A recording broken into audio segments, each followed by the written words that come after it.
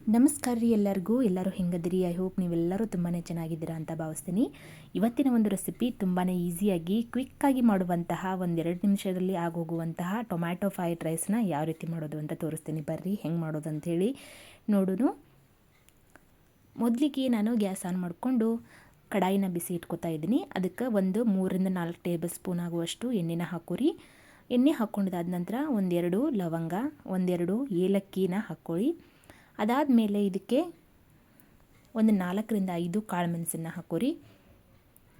1 ಇಂಚಿನಷ್ಟು ಚಕ್ಕೆನ ಮುರಿದು ಹಾಕ್ಕೋತಾ ಇದ್ದೀನಿ. ಅದಾದಮೇಲೆ 1 ಪಲಾವ್ ಎಲೆ, 1/2 ಟೇಬಲ್ ಸ್ಪೂನ್ ಆಗುವಷ್ಟು ಜೀರಿಗೆನ ಹಾಕ್ಕೊಂಡು ಚೆನ್ನಾಗಿ ಫ್ರೈ ಆಗುವವರೆಗೂ ಇವನ್ನ ಫ್ರೈ ಮಾಡ್ಕೊಳ್ಳಿ. 1 ಸ್ಟಾರ್ ಹೂವನ್ನು ಹಾಕ್ಕೋತಾ ಇದ್ದೀನಿ. 1/2 ಟೇಬಲ್ ಸ್ಪೂನ್ ಆಗುವಷ್ಟು ಜೀರಿಗೆನೂ ಕೂಡ ಹಾಕ್ಕೊಂಡು ಚೆನ್ನಾಗಿ ಫ್ರೈ ಮಾಡ್ಕೊಳ್ಳೋಣ. ಅದಾದಮೇಲೆ 1 ಈರುಳ್ಳಿನ ಉದ್ದುದ್ದಾಗಿ ಕಟ್ ಮಾಡಿಕೊಂಡು ಹಾಕ್ಕೋತಾ ಇದ್ದೀನಿ. ಇದನ್ನು ಕೂಡ ಹಾಕ್ಕೊಂಡು ಚೆನ್ನಾಗಿ ಫ್ರೈ ಮಾಡ್ಕೊಳ್ಳೋಣ. ಇದಕ್ಕೆ ನಾನು ಖಾರಕ್ಕಂತ ಹೇಳಿ 1-2-3 ಹಸಿರು ಮೆಣಸಿನ್ಕಾಯಿನ ಉದ್ದುದ್ದಾಗಿ ಕಟ್ ಮಾಡಿಕೊಂಡು ಸೀಳ್ಕೊಂಡು ಹಾಕ್ಕೋತಾ ಇದ್ದೀನಿ.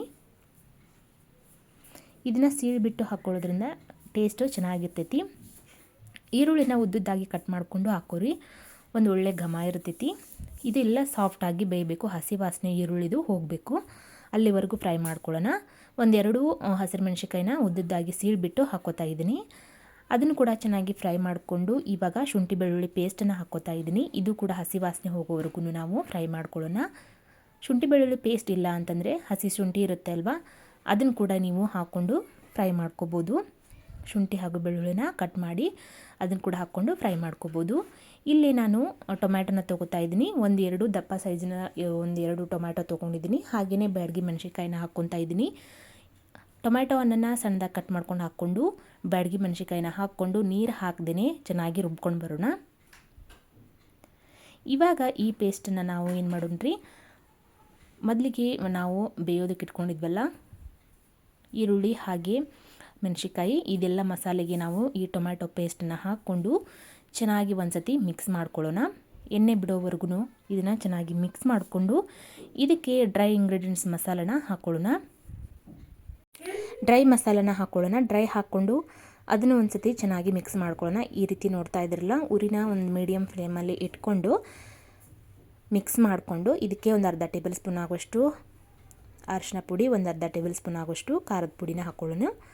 ಮತ್ತು 1 ಸ್ಪೂನ್ ಆಗುವಷ್ಟು, ಸಣ್ಣ ಸ್ಪೂನಲ್ಲಿ 1 ಸ್ಪೂನ್ ಆಗುವಷ್ಟು ಧನಿಯಾ ಪುಡಿ, 1/2 ಟೇಬಲ್ ಸ್ಪೂನ್ ಆಗುವಷ್ಟು ಜೀರಾ ಪುಡಿ, 1 ಸ್ಪೂನ್ ಆಗುವಷ್ಟು ಗರಂ ಮಸಾಲನ ಹಾಕ್ಕೋತಾ ಇದ್ದೀನಿ. ಈ ಎಲ್ಲ ಮಸಾಲೆ ಇದ್ದರೆ ಹಾಕ್ಕೊಳ್ಳಿ, ಇಲ್ಲ ಅಂತಂದರೆ ಅರಿಶಿನ ಪುಡಿ, ಖಾರದ ಪುಡಿ ಇದನ್ನು ಮಾತ್ರ ಕೂಡ ಹಾಕ್ಕೊಂಡು ನೀವು ಫ್ರೈ ಮಾಡ್ಕೋಬೋದು. ಟೇಸ್ಟ್ ಮಾತ್ರ ತುಂಬಾ ಚೆನ್ನಾಗಿರ್ತೈತಿ. ಈಗ ನೋಡ್ತಾ ಇದ್ರಲ್ಲ, ಇದೆಲ್ಲದನ್ನು ನಾನು ಚೆನ್ನಾಗಿ ಮಿಕ್ಸ್ ಮಾಡ್ಕೋತಾ ಇದ್ದೀನಿ. ಇದಕ್ಕೆ ನಾನು 1/2 ಟೊಮೆಟೊನ ಸಣ್ಣದಾಗಿ ಹೆಚ್ಚಿ ಅದನ್ನು ಕೂಡ ಹಾಕ್ಕೋತಾ ಇದ್ದೀನಿ. ಟೇಸ್ಟ್ ಕೂಡ ಚೆನ್ನಾಗಿರ್ತೈತಿ, ನೋಡೋದಕ್ಕೂ ಕೂಡ ಚೆನ್ನಾಗಿರ್ತೈತಿ ಅಂಥೇಳಿ ಇದನ್ನು ಕೂಡ ಹಾಕ್ಕೊಂಡು ಫ್ರೈ ಮಾಡ್ಕೋತಾ ಇದ್ದೀನಿ.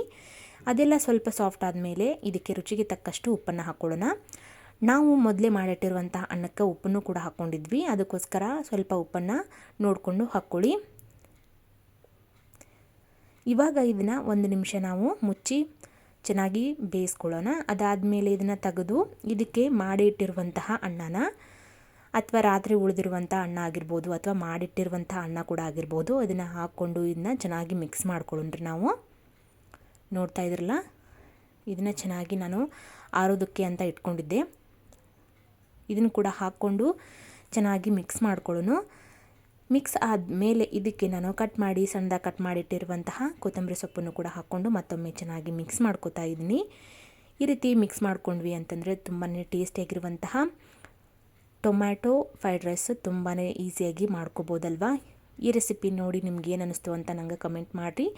ನೀವು ಕೂಡ ತಡ ಮಾಡದೆ ಈ ರೆಸಿಪಿನ ಒಂದ್ಸತಿ ಟ್ರೈ ಮಾಡಿರಿ.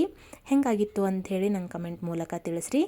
ಮತ್ತೊಂದು ಹೊಸ ರೆಸಿಪಿಯೊಂದಿಗೆ ಹಾಗೆ ಈಸಿ ರೆಸಿಪಿಯೊಂದಿಗೆ ನಾನು ನಿಮ್ಮ ಮುಂದೆ ಮತ್ತೆ ಸಿಗ್ತೀನಿ ರೀ.